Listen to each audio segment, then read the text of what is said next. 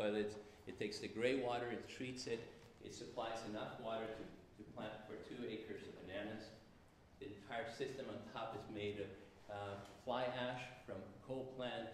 The wood underneath the great roof is actually made from packing trays for exporting stuff to America. The other materials come from the earth itself. And underneath it are 3 gigantic cisterns made of thin, very thin vaulted systems which contain 220,000 gallons, enough to supply it. And then sometimes you have to go to Home Depot. And I have an $85 Home Depot solar pump on top, pumping a gallon a minute from those cisterns up to the top. Anyway. Okay. So this work, so we were doing all this work in the developing world.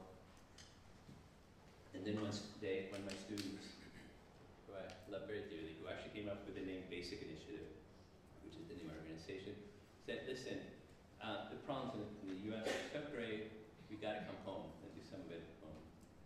And out of it grew the first of our projects, which I could go an entire lecture. We started a project with American Indians in the center part of the United States, which I went there to Montana, South Dakota, to Pine Ridge, to all these places, and I thought, oh my God, the poverty here is as bad as in southern India. It's extraordinary, it's abject. And the level of social disintegration that's happened in relationship to it is unbelievable. I couldn't believe it. I mean, and I find in a sense the squatter community people in southern India had actually a better condition than people here because at least they had social cohesion. And they knew who they were, and they knew that the country belonged to them, and that they might have been poor, but they had a process which would allow them to become part of it. But these were people who had no system of enfranchisement. And so we created a straw bale system. There's been straw bale systems, but in '96 when we started, there weren't many. But we created one which was totally wall-bearing, meaning there could be principally built as straw bale. And we created a program which became HUD-funded, and it's now officially a HUD program, which is now available in 5 different states, called the American Indian Housing Initiative. And we actually, here we're building a library, but the program now generates 90 to 100 houses a year. Through a simple process that 5 families participate in the building of 1 family. They take that knowledge back with them to their own home. 5 other families participate in that knowledge and disseminate it. It's a pyramid scheme. So I'm going to take you to Mexico, back to Mexico. This is the Sonoran Desert, an unbelievable desert across the border from Arizona and California, and it's one of in New Mexico, and it's the most biologically diverse desert on Earth. It crosses into the American Southwest, and in it live some of the oldest cultures we have archaeological evidence of. The Yaqui have been there for at least 10,000 years. And they have lived in the desert in a way that when I was a college student, the teachings of Don Juan were like, like it was the Bible, right? So about kind of cohesion with the earth and understanding of the earth. But what happened? In the 1960s, late 1560s, 2 people, well-intended, came up with the Green Revolution. And they tried it out here first. He was a Mexican who was actually from the state of Sonora, and an agricultural engineering professor from Texas A&M. They got together and they created hybrids that have now dominated the entire agricultural production of northern Mexico, and of course the entire world. I mean, the Green Revolution transformed the entire, the entire world, and made India from being that picture of poverty that we always saw to a net agricultural producer.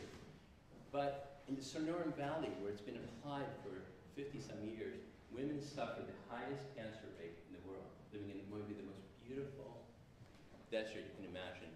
The women there suffer the highest cancer rate, and they have been displaced by the entire act of, of agriculture, because no longer can they practice the Yaqui way of living, which is they harvest the desert and they move with the cycle of the year, and they go through the mountains during the spring and they come back down to the Sea of Cortez. But now the entire valley has been turned into agriculture to feed us in winter. And this is where we get our winter produce to a great part of the whole northern Mexican desert. And these women are now living among per family is $600 a year, and 81% or 80% of all the households are headed by single mothers. It's because the husband, like many families, the Mexican men go to work in the United States to make an earning to come back. But among the Yaqui, few of the men return. So a housing program emerged. It didn't emerge because of us. The program began initially from women who had money in the Sonora Valley, reaching out to women who had no money and said, we got to do something about it, and starting to build housing. And helping them, and they set up a program, and then they asked for our help. And our role here was actually twofold. On one side, we created housing models that could be replicated. They were ecological, they were naturally ventilated, were made of natural material, because the women said, we want no industrialized product. We want to go back to products that are made in nature, that are from this desert. We want to remove everything that could be contaminated out of our system. And secondly, we made them off the grid in the sense that they are now, can be solar hot water heated, and composting, all these things. Things that they had traditions in, but they were returning to, and essentially reconnecting with their culture through this. And the second thing we did is we connected with Save the Children Foundation. I mean, Save the Children, we all sent our $10 to Save the Children. But Save the Children Foundation has, like every foundation, has been transformed by the experience in the field. And Save the Children Foundation in Mexico has been transformed by the experience of the poverty that Mexicans are increasingly feeling. And they agreed with us to go to India and to take a seminar on the Grameen Bank on microcredit lending.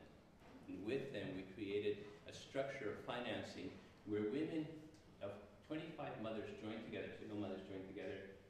They spend 6 months. They spend 6 months in seminars learning about, how to, how to save money. They have to save money as a group. So if sometimes one mother has a crisis, can't make her payment, the others cover for her. So the whole consciousness of being a group is created. And then, after a year of successfully making quotas, they get a bonus, a housing bono. And that bono allows them to begin to collect materials, which actually helps them break down the cost. So then they can start collecting materials to make adobes or roof tiles or to make the cisterns, etc. At the end of year 3, at the end of year 2, we actually put them in touch with a contractor. And the contractor actually then helps them to organize the worksite, to organize a common worksite where the women can participate and do their sweat equity to cut down their costs. And then they begin to be able to access their fund in year 3. By the end of year 3, they have finished building their house. And by the end of the 4th year, beginning of the 5th year, they own their house outright. So now we have taken them out of the cycle of poverty into a home that's safe and into home ownership, which creates an equity base, which they can do. And what we have found 9 years afterwards is that actually that no single group, there's been 625 separate families, a little more than that, they have joined the thing, and no single group has ever disbanded. Because the women actually find an act of empowerment and a group of common support in those groups, so they never disband the groups after that. So anyway, one of the things that was the genius of these women, the wealthy women who got organized, is they said, the public sector works in Mexico, but only so well, and it doesn't work for extreme poverty. So they said it has to be a public-private initiative, even in a country with a socialized housing sector as Mexico. And so they created this kind of triangle between the social sector, which was the Provide, was the organization they created, the public sector that came from Mexico, and private enterprise, and then the families at the heart of it. And the women were part of the directorate. They held 2 out of the 6 seats in the board. Everybody had a vote on this system as it was being created. The women were very insistent that traditions like this is a traditional Yaqui household out there where the people are cooking. They built a typical family, the old Yaqui style, would have had 10 of these stoves built across the desert all the way across 500 miles to the thing. And they would keep camping out next to the stove. It's beautiful. And they moved, of course, as I was saying, from materials that they associated with the destruction of their way of life, concrete, there's handmade